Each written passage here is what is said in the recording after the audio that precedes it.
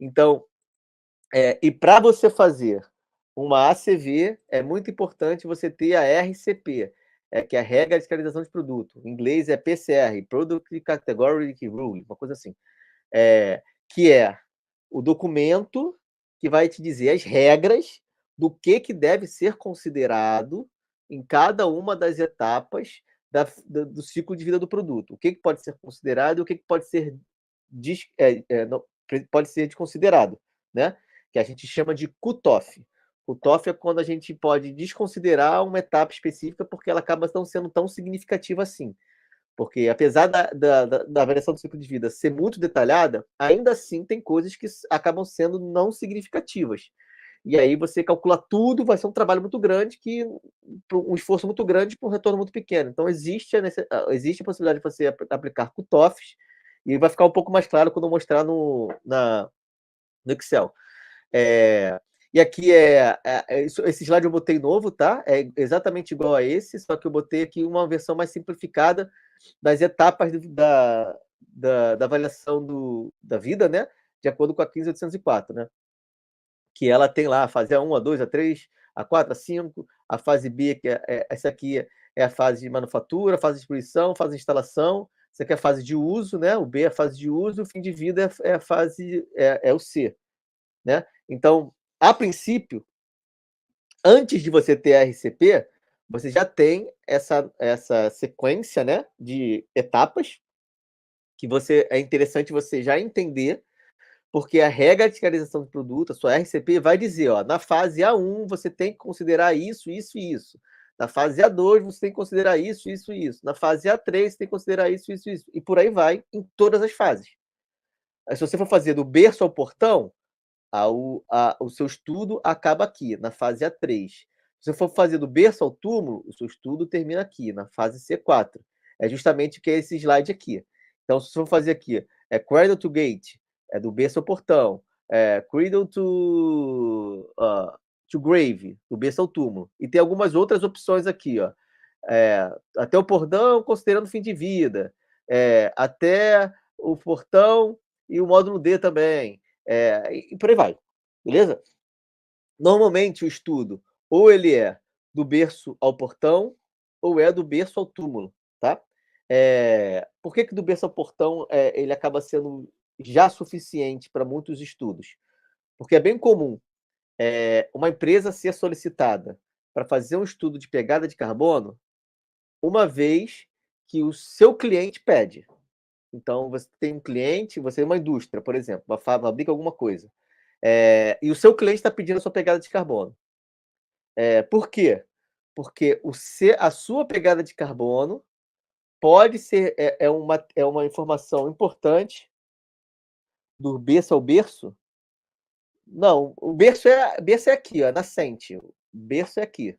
Então, a fase A1. Quando a gente fala de raw materials aqui, é toda a emissão gerada pela extração de minerais, fabricação, produção dos insumos que você utiliza.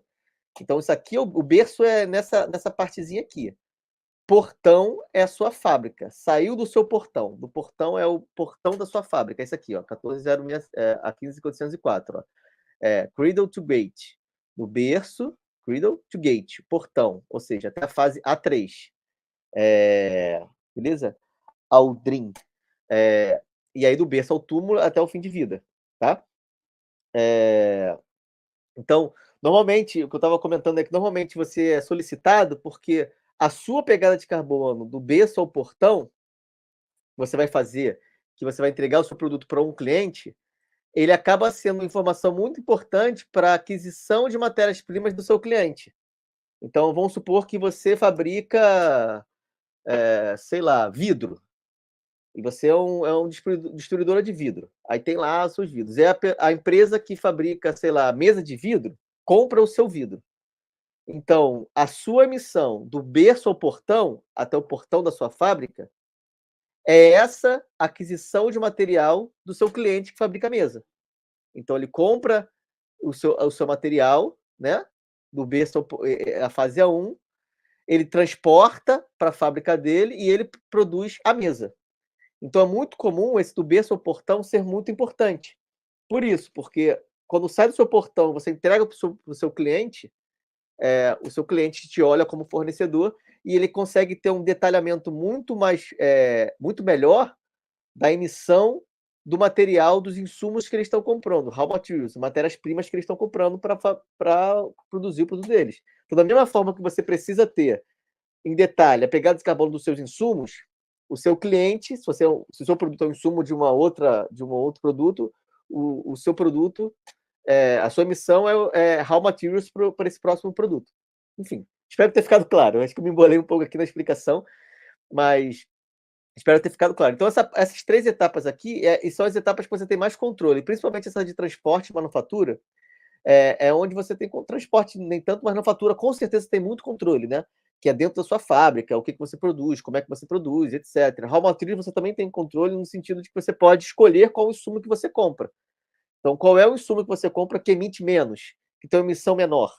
E aí, nessa questão desse exemplo que eu dei, se o seu fornecedor, se o seu cliente está pedindo a pegada de carbono, de repente é para avaliar se você emite muito ou pouco e se faz sentido comprar de você ou comprar de outro. Pode ser um dos motivos que ele pode estar te pedindo a pegada de carbono.